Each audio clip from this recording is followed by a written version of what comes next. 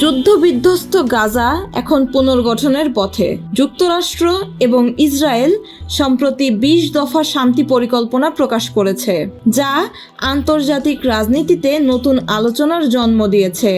এই পরিকল্পনার মূল কেন্দ্রে রয়েছে গাজার জন্য একটি অস্থায়ী নজরদারি সরকার।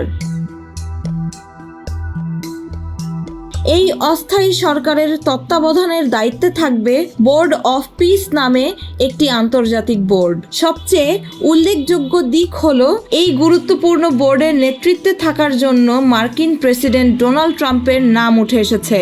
গাজার দৈনন্দিন কাজ পরিচালনার জন্য নিয়োজিত হবেন প্যালেস্টিনিয়ান প্রযুক্তিবিদ এবং নিরপেক্ষ বিশেষজ্ঞরা।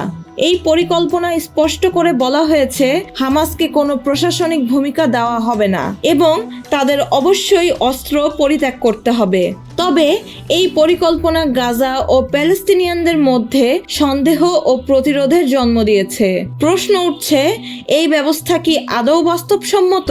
অনেকেই বলছেন তত্ত্বাবধায়ক বোর্ডে ট্রাম্পের মতো বিদেশি নেতার ভূমিকা থাকা মানেই প্যালেস্টিনিয়ানদের সার্বভৌমত্বের হ্রাস।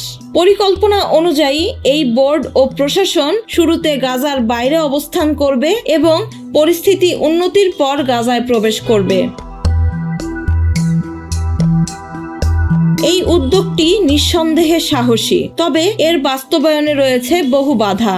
হামাসের দৃষ্টিভঙ্গি, স্থানীয় জনগণের প্রতিক্রিয়া আর আন্তর্জাতিক সমর্থন, এই তিনটি মিললেই কেবল এই শান্তি পরিকল্পনা আলোর মুখ দেখবে।